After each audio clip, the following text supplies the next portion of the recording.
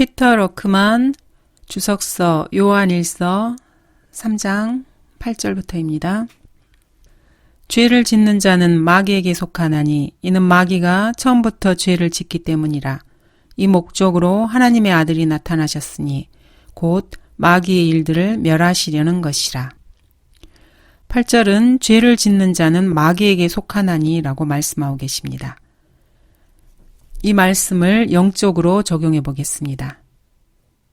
그리스도인이 죄를 지을 때 마귀가 그 사람을 인도한다는 것입니다. 그러나 이것이 실제로는 사실이 아닙니다. 그리스도인들이 죄를 짓는 대부분은 마귀가 그 사람을 이리저리 이끌고 압력을 가해서 짓는 것이 아니기 때문입니다. 그 그리스도인들이 육신을 따르기 때문입니다. 모든 것을 마귀의 탓으로 돌릴 수는 없는 법입니다. 많은 그리스도인들이 이렇게 말하곤 합니다. 마귀가 제게 그렇게 하도록 시켰어요. 이런 변명은 무엇과 같습니까? 어린 소년이 자신의 동생을 도랑에 빠뜨리고 동생에게 침을 뱉었다고 한번 생각해 봅시다. 그 어머니가 아들에게 소리치면서 이렇게 말합니다. 마귀가 그렇게 하도록 시켰니? 소년이 대답합니다. 동생을 넘어뜨리라고 시킨 건 마귀였고요. 동생에게 침을 뱉은 것은 제 생각이었어요. 조나 라이스가 1953년쯤에 계단에서 굴러떨어져서 거의 목뼈가 부러질 뻔한 사고가 있었습니다. 라이스는 마귀가 나를 밀었다 이렇게 말을 했습니다. 러커만 목사님은 그 말을 믿지 않았습니다. 그리고 이렇게 말씀하셨죠. 내가 만약 계단에서 굴러떨어졌다면은 그것은 내가 잘 보지 않았거나 주의를 기울이지 않아서다. 그래서 균형을 잃은 것이다. 이렇게 말씀하셨습니다. 대부분의 사고들은 부주의함 때문입니다.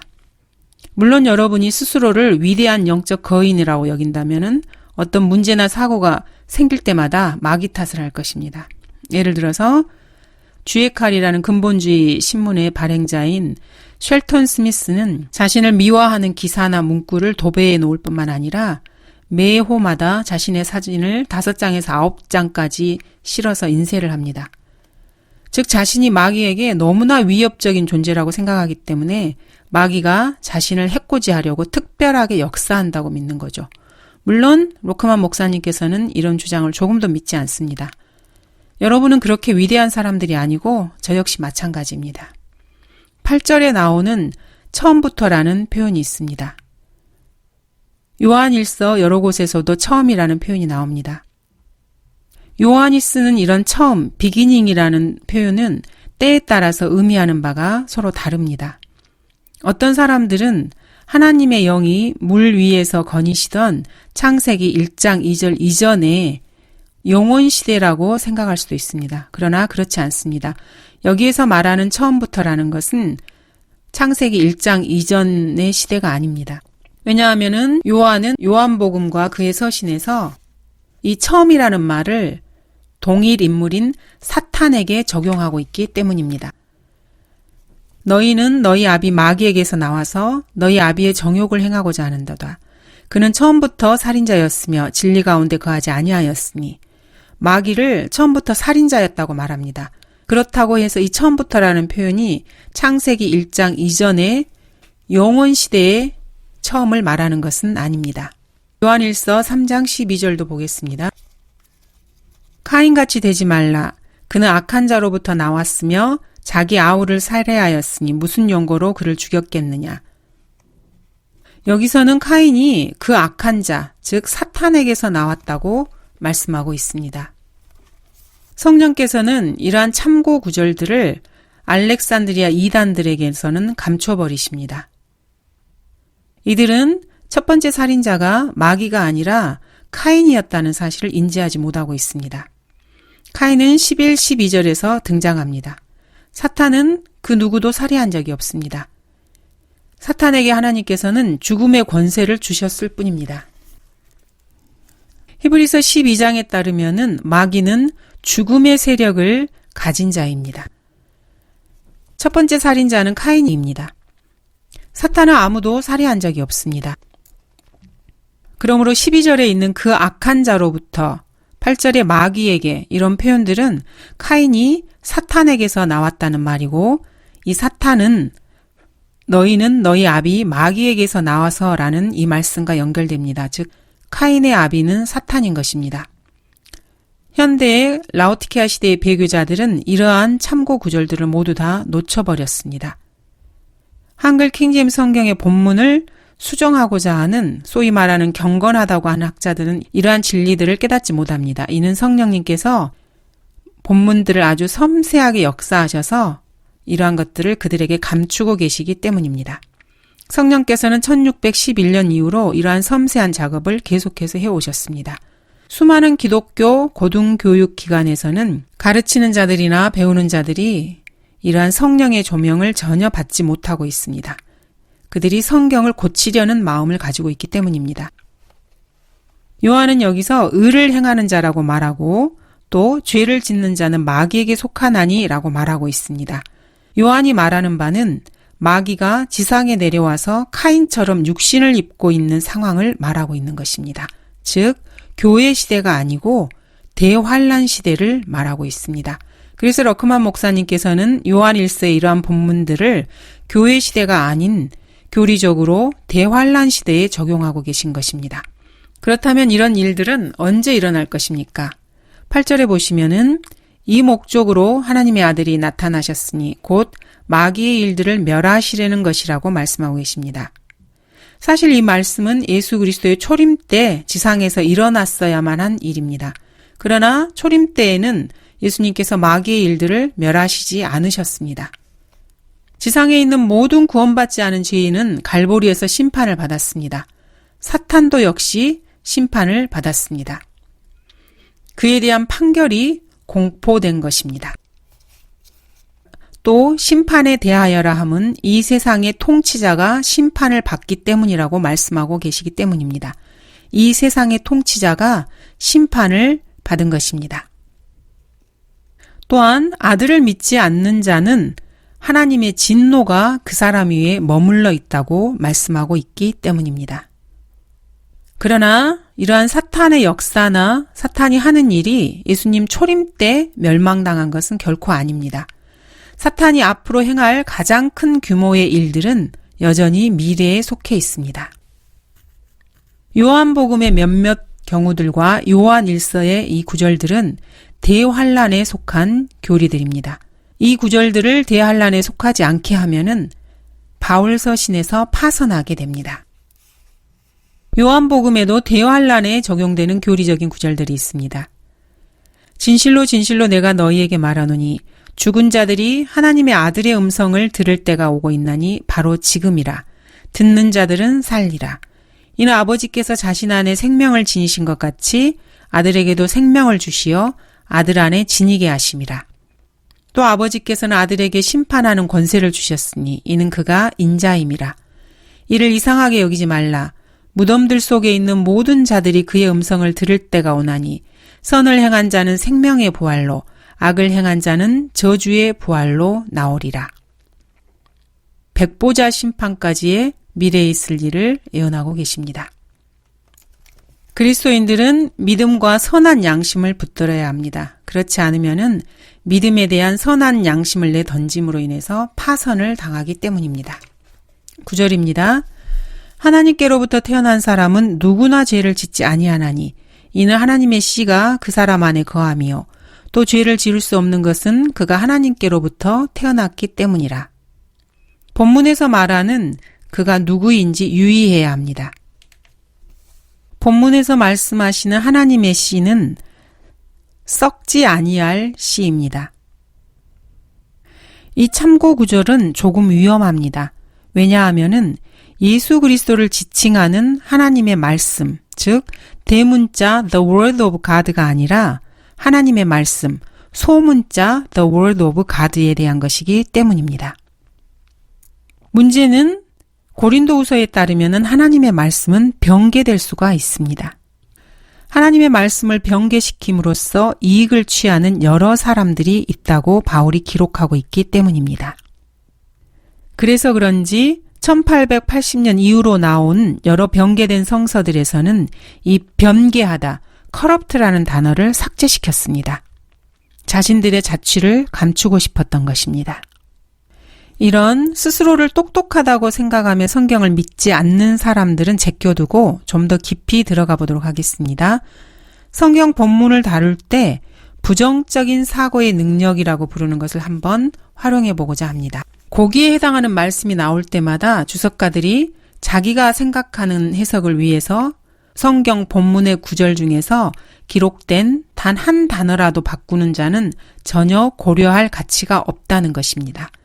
성령께서는 그리스도인들이 이런 자들의 의견에 주목하기를 원하지 않으십니다. 이 시에 썩어지지 않는 것은 시편 12편 6절의 하나님의 말씀들에 적용됩니다. 주의 말씀들은 순수한 말씀들이라 흙 도가니에서 단련되어 7번 정화된 은갓도다 라고 말씀하십니다. 이러한 순수한 말씀들이 하나님께서 보존하시는 데 반해서 동시에 하나님께서 하신 이런 말씀들이 성경을 믿지 않는 기독교 학자들에 의해서 변개될 수도 있습니다. 카인과 그의 아비 사탄과 관련된 문제에서 보자면은 여자의 씨가 사탄의 씨와 대립 구도를 가지게 됩니다. 여자의 씨는 완전히 그리고 절대적으로 그의 피부까지 죄가 없고 썩지 않습니다. 그가 미리 앞을 내다보므로 그리스도의 부활에 관하여 말한 것은 주의 혼이 지옥에 버려지지 아니하였으며 또 주의 육신도 썩어짐을 보지 아니하였다는 것이라. 이 씨는 결코 썩지 않습니다. 입으로 발설되고 기록된 말씀인 소문자 The Word of God, 하나님의 말씀이 대문자 The Word of God, 하나님의 말씀, 성육신하신 예수님으로 나타나 있습니다. 하나님의 말씀은 하나님 자신의 본성에 대한 하나님의 표현입니다. 이 죄 없는 씨는 본문에서도 언급된 분일 수 있습니다. 왜냐하면 성경이 그 씨가 죄를 지을 수 없다고 말하고 있기 때문입니다. 요한은 이 씨를 가지고 있는 사람, 곧 거듭난 사람, 하나님으로부터 태어난 사람과 혼합하여 설명을 하고 있습니다. 즉, 요한일서의 본문은 그리스도의 탄생과 그리스도인들의 새로운 출생을 밀접하게 연결해서 비교하고 있습니다. 이 구절이 어려운 것은 요한이 이 씨를 거듭난 믿는 자의 외적 행동과 함께 묶어서 설명을 하고 있기 때문입니다. 야고보서에서 야고보도 그렇게 하고 있습니다. 마태복음 25장도 마찬가지입니다. 하나님의 아들께서는 하나님의 자녀들이 드러나기 전에 처음에 드러나셨습니다.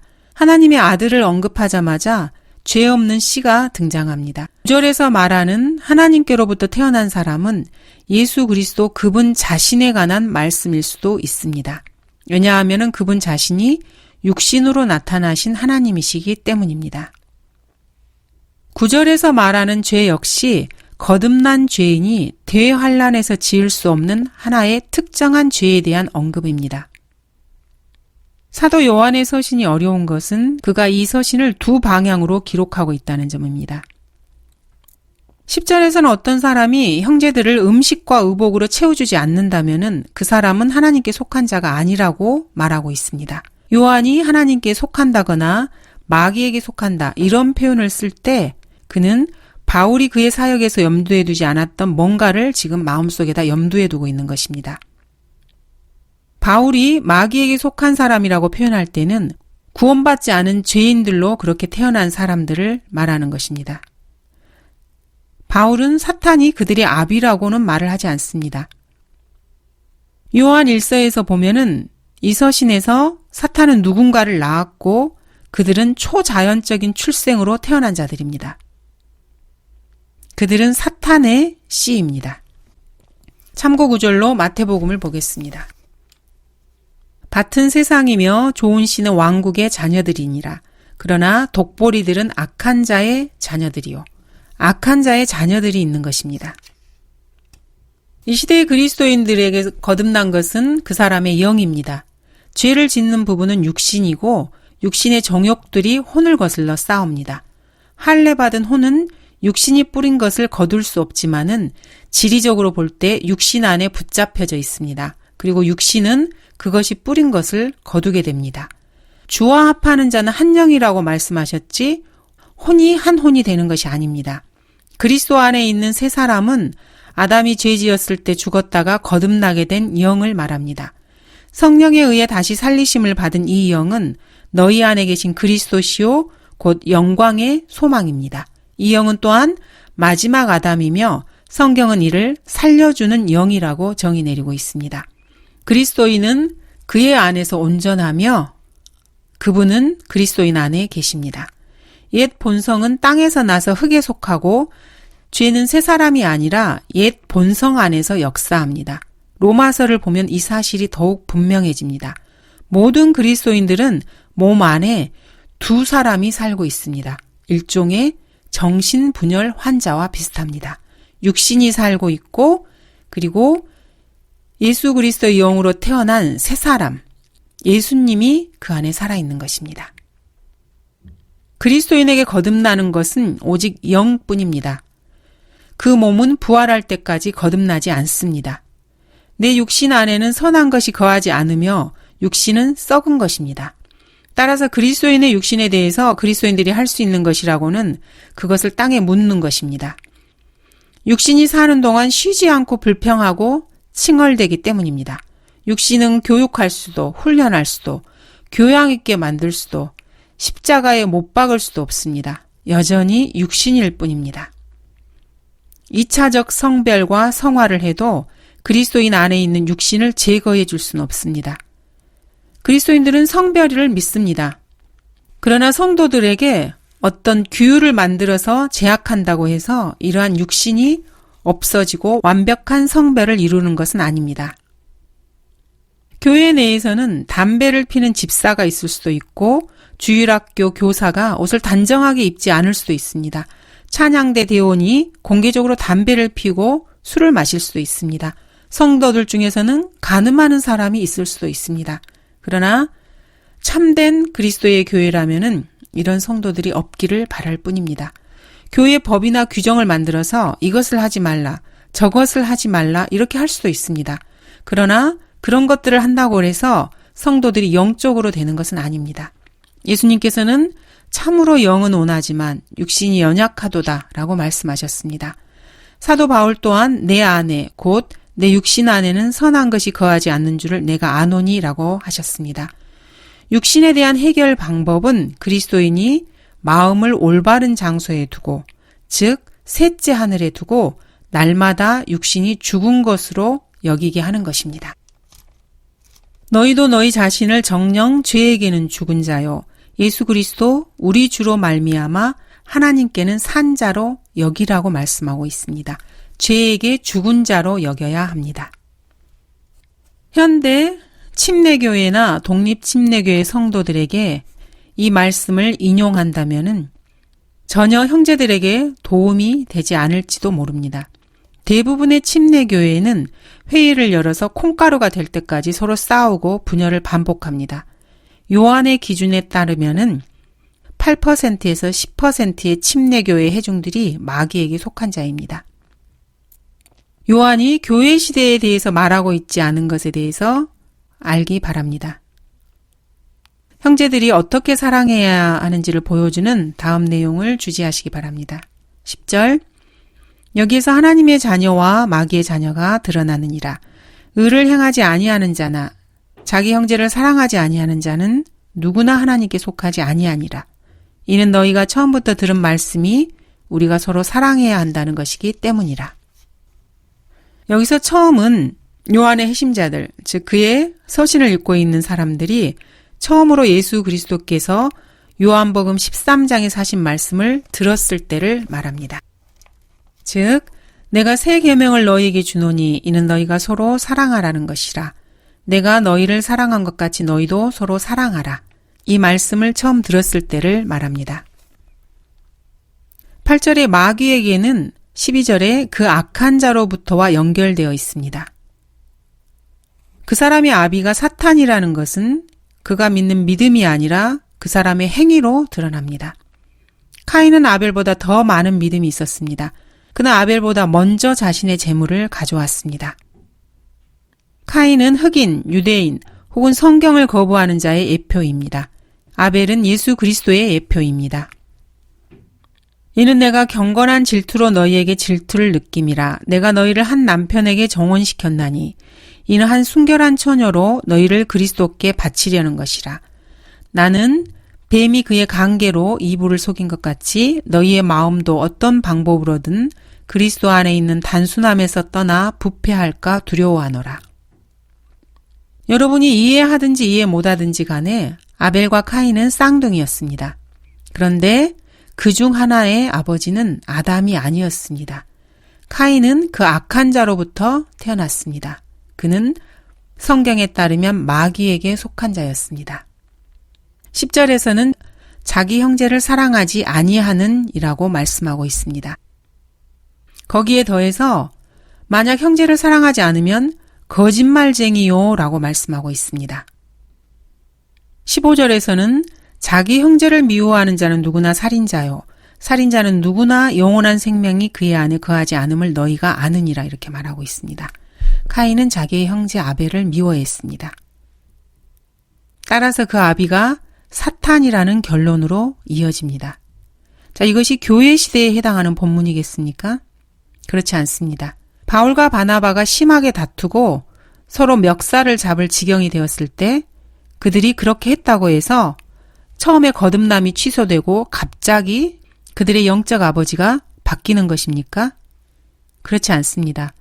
요한일서의 이 본문은 바울 서신과 다릅니다. 이 둘을 섞어서는 안 됩니다. 13절에 나의 형제들아 세상이 너희를 미워하여도 이상히 여기지 말라 라는 말씀이 있습니다. 얼핏 보면은 이 구절이 삽입된 것처럼 보입니다. 그러나 이 구절을 14절과 15절 사이에 넣어서 읽어보면은 또 하나의 대환란 기간에 적용되는 교리임을 확인할 수 있습니다. 우리가 사망으로부터 생명으로 옮겨간 것을 아노니 이는 우리가 형제들을 사랑하기 때문이라. 자기 형제를 사랑하지 않는 자는 사망 안에 거하느니라. 나의 형제들아 세상이 너희를 미워하여도 이상히 여기지 말라. 자기 형제를 미워하는 자는 누구나 살인자요. 살인자는 누구나 영원한 생명이 그의 안에 거하지 않음을 너희가 아느니라. 즉 대환란 기간에 해당하는 마태복음 24, 25장, 야고보서 2장, 누가복음 16장, 그리고 산상설교, 요한일서 2장 8절 등이 본문과 연결되는 것입니다. 세상은 거듭난 성도를 미워할 뿐만 아니라 그 사람을 죽일 것이고 그 사람의 죽음을 보고 즐거워할 것입니다. 방금 읽은 14절과 15절은 구약의 구원과 신약의 구원과 대환란에서의 구원이 같다라고 생각하는 교육받은 멍청이들이 묻히는 무덤입니다. 14절에 따르면은 구원받은 사람도 그리스도 안에 있는 형제를 사랑하지 않으면 그 사람이 사망 안에 거한다고 말씀합니다. 사망 안에 거할 뿐만 아니라 그 사람의 아비처럼 살인자라고 말합니다. 그 사람이 영원한 생명을 가졌었다면은 그것을 잃어버린다고 말씀하고 있습니다. 왜냐하면 성령께서 신약 성도 안에 거하신다고 말씀하신 것과 달리 그 안에는 영원한 생명이 거하지 않는다고 15절에서 말씀하고 있기 때문입니다. 수많은 성경학자들은 이 본문이 무엇을 말하는지 전혀 깨닫지 못합니다. 그래서 결국 변개된 신의 사본, 바티칸 사본, 알렉산드리아 사본의 기록자들은 15절에 자기 형제를 제거시킴으로써 자신들의 문제를 해결해 보려고 합니다. 그러면서 다른 사람들에게 성경을 가르치는 겁니다. 어떤 주석가들은 본문에 나오는 형제를 구원받은 그리스도인 형제로 만들어 보기도 합니다. 또는 자기 형제를 미워하는 자는 처음부터 영원한 생명을 가진 자가 아니었다라고 말하는 주석가도 있습니다. 즉 형제를 미워하는 자는 처음부터 형제가 아니었다고 말해보는 거죠. 그렇지만 성경은 형제라고 말하고 있습니다. 구원받지 못한 자가 어떻게 처음부터 형제일 수가 있으며 미워할 형제나 있기나 하겠습니까? 마태복음 25장 40절을 보면은 형제들은 예수 그리스도의 형제들을 말합니다. 대환란에서 이방인들은 이 예수 그리스도의 형제들을 사랑했느냐 아니면 미워했느냐를 근거로 해서 지옥에 갈 수 있는 상황입니다. 야고보서도 마찬가지입니다. 부자들이 구원받은 유대인들을 미워하고 만약에 그들이 그리스도인 이방인들이라면은 그들이 지구상에서 모든 유대인들을 살해하느라 여념이 없는 이 멸망의 아들 때문에 감히 이 예수 그리스도의 형제인 유대인들을 도와주지 못하게 될 것입니다. 마태복음 25장에 나온 그리스도의 형제들 중 단 한 명도 구원받은 이방인은 없습니다. 이들은 예수 그리스도의 육신에 따른 형제들, 즉 유대인들입니다. 그들이 영적으로 예수 그리스도의 형제들이라면은 그들 중 누구도 거듭나지 않았고 누구도 그리스도 안에 있지 않았으며 누구도 영적 할례를 받지 않았고 누구도 구속받지 못했습니다. 요한일서 본문에 따르면은 이 형제들을 위해 자신의 생명을 내어놓아야 합니다. 대환란 기간에는 자신의 생명을 내어놓고 유대인 성도를 보호하거나 도와야 합니다. 대환란에 들어가는 이방인 신들러 리스트처럼 행동을 해야 하고 아우슈비츠에서 히물러와 헤스의 압제 아래서 살았던 걸스타인처럼 행동해야 합니다. 현대의 그리스도인들은 아직까지는 이렇게까지 사랑을 할 필요는 없습니다. 그러나 수천 명의 그리스도인들이 루마니아나 불가리아, 러시아, 중국, 우크라이나 등과 같은 나라에서는 이런 식의 형제 사랑을 실제로 보여주었습니다. 16절 이로써 우리가 하나님의 사랑을 아노니 이는 그분이 우리를 위하여 자신의 생명을 내어놓으셨습니다. 따라서 우리도 형제들을 위하여 우리의 생명을 내어놓는 것이 마땅하도다. 그리스도인들이 어떻게 진정한 사랑에 접근해야 하는지를 보여주고 있는 본문입니다. 다른 많은 종교들에서 사랑을 말한다 해도 실제로 그들은 진정한 사랑에 대해서는 전혀 알지 못합니다. 그들의 신들은 결코 누구를 위해서나 죽어준 적이 없기 때문입니다. 이런 위선자들이 사랑에 대해서 말할 때 그들은 자신이 전혀 아는 바가 없는 주제를 사랑으로 인한 고통을 한 번도 감내해 본 적도 없는 미숙한 거짓 선지자로서 입을 벌리는 것 뿐입니다. 중세시대 내내 로마 카톨릭 교회는 이 형제들을 미워했을 뿐만 아니라 체포하고 추방하고 투옥하고 고문하고 살해했습니다. 이슬람교도 현재까지 동일한 짓을 해오고 있습니다. 21세기의 그리스도인이 자기 형제를 사랑하지 않는 자는 사망에 거하느니라는 이 말씀을 교회 시대에 적용되는 말씀으로 받아들이게 된다면은 교회 국가 체계 내에 있는 모든 교인들, 곧 영국 국교회, 카톨릭, 그리스 종교, 모슬렘, 개혁교회 등의 교인들이 사탄의 자녀들로서 사망 안에 거한다라고 인정해야만 할 것입니다. 대환란 신학에 있어서 잘 수긍이 가지 않는 부분이 있습니다. 즉 성도들 안에 있는 새 성품은 죄를 지을 수 없지만 옛 성품은 죄를 지을 수 있고 사망에 이르는 죄를 짓는 경우, 즉 이 사망에 이르는 죄는 우상 숭배와 맹세인데 이런 죄를 범한 경우에 성령께서 거듭난 성도의 몸을 떠나실 수 있다는 것입니다. 대환란 기간에는 성령이 떠나게 됩니다. 기름 부음과 그 씨의 생명과 빛의 거함이 계명들을 지키든지 그렇지 않든지에 따라 조건적인 것을 알아야 합니다. 요한일서를 공부할 때 우리는 이러한 이중 적용을 꼭 기억해야만 합니다. 대부분의 경우 요한일서의 구절들은 요한일서 3장 23절에 적용할 수 있습니다. 그의 계명은 이것이니 우리가 그의 아들 예수 그리스도의 이름을 믿고 그가 우리에게 주신 계명대로 서로 사랑하라는 것이라. 여기에 적용을 해볼 수 있습니다.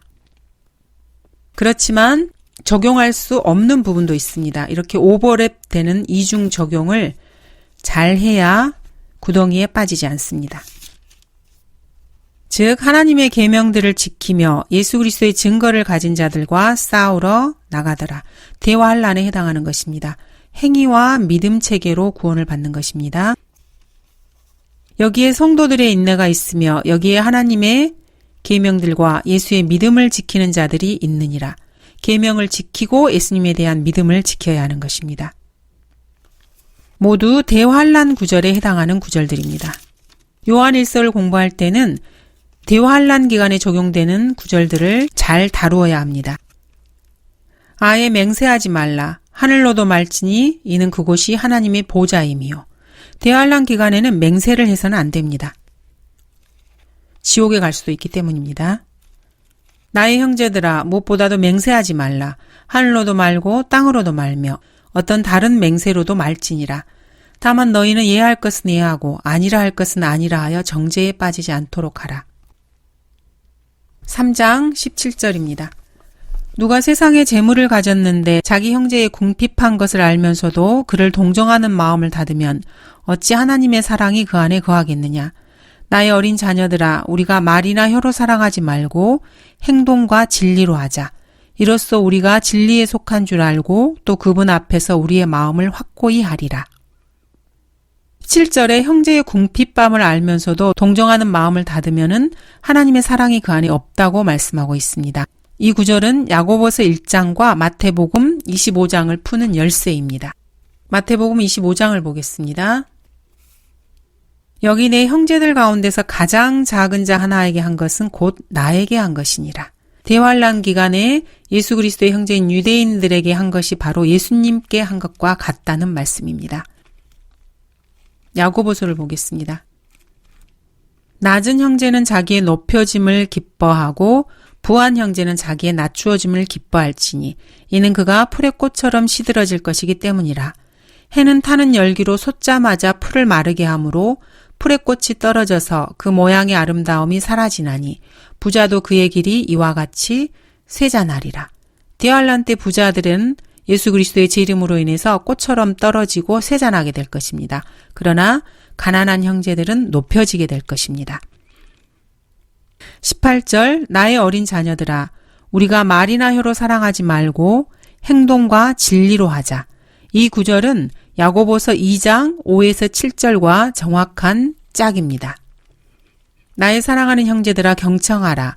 하나님께서는 이 세상에 가난한 자들을 택하시어 믿음 안에서 부요하게 하시고 자기를 사랑하는 자들에게 약속하신 그 왕국의 상속자들로 삼으신 것이 아니냐. 그런데 너희가 가난한 자들을 멸시하였도다. 부자들은 너희를 압제하고 또 재판석 앞으로 끌고 가지 아니하느냐. 역시 대환란 구절들입니다. 물론 요한일서를 이해할 때 교회 시대의 그리스도인들의 실행을 위해서 항상 영적으로 적용할 수 있습니다. 그러나 교리적으로 이 두 본문은 모두 다 믿음과 행위들로 구원받는 상황을 다루고 있습니다. 즉, 교리적으로는 대환란 구절에 해당합니다. 19절 앞의 구절들은 교회 시대에 적용하기에 좋습니다. 19절에 나오는 거듭남의 일부로서 어떤 행동이나 하나님께 속하였음을 증명하는 것과 관련되는 것이 아니기 때문입니다. 그냥 사람들을 도와주고 그 성도에게 구원의 보장을 확신할 수 있게 한다는 의미입니다.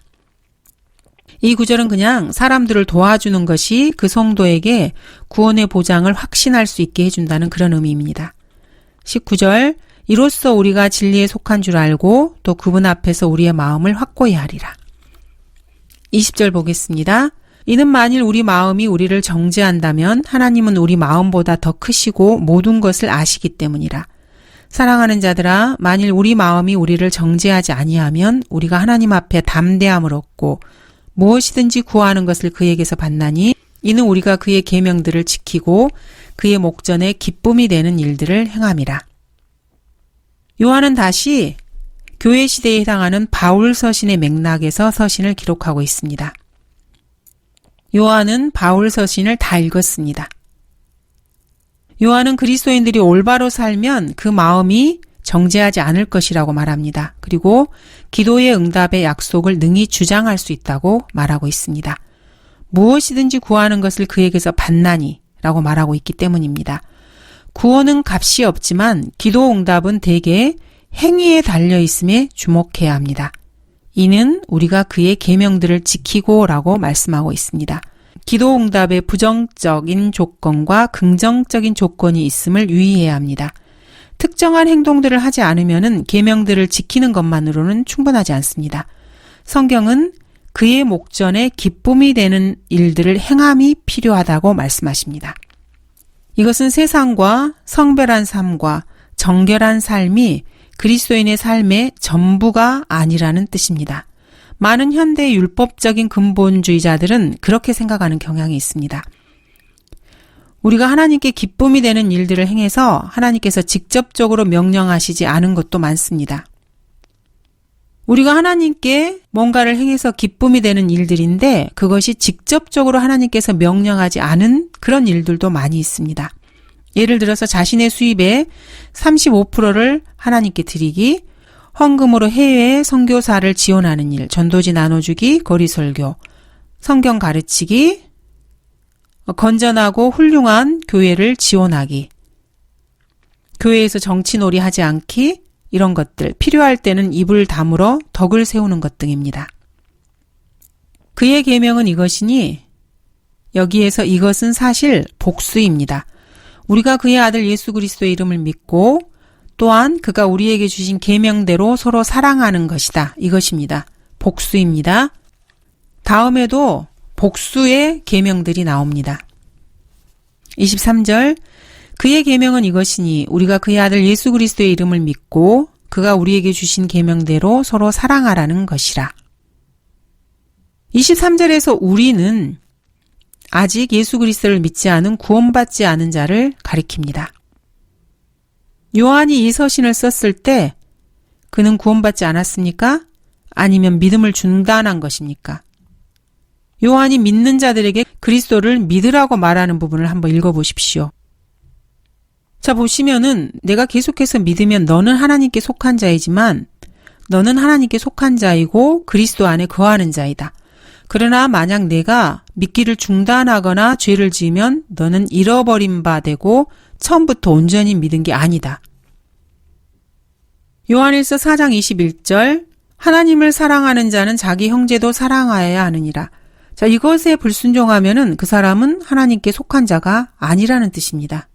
형제를 미워하면은 영원한 생명을 소유한 것이 아니다라고 말씀하고 있습니다. 죄를 지으면 그 사람은 마귀에게 속한 것이라고 말씀하고 있습니다. 그렇다면은 그리스도인이 죄 없는 씨를 잃어버린 것입니까? 왜 이런 현상이 발생하는 것입니까? 왜냐하면 이 구절들은 바울이 쓴 로마서, 에베소서, 갈라디아서, 골로새서에서 볼 수 없는 신약 교회 시대의 구원의 교리에 적용할 수 없습니다. 이 구절들은 마태복음, 히브리서, 야고보서, 요한계시록에서처럼 계속해서 사람의 행위들이 그의 새로운 출생과 연관되어 있습니다. 디모데후서 2장에서는 우리가 믿지 아니하여도 그는 항상 신실하시니 그는 스스로를 부인하실 수 없음이라 이렇게 말씀하십니다. 또는 행위들이 당신이 구원받은 것을 증명한다. 이런 식의 간단한 설명으로 여기에 나와 있는 요한일서의 이 구절들을 설명할 수는 없습니다. 왜냐하면 시대가 서로 다른 본문이기 때문입니다. 24절은 구원의 보장에 관한 것입니다. 우리는 아는이라고 말씀하고 있습니다. 그리스도인은 그리스도인 안에 계신 성령께서 새로운 출생에 대해서 증거하고 계신다는 것을 알고 있고 그래서 구원받은 사람은 자신이 구원받은 것을 압니다. 감사합니다.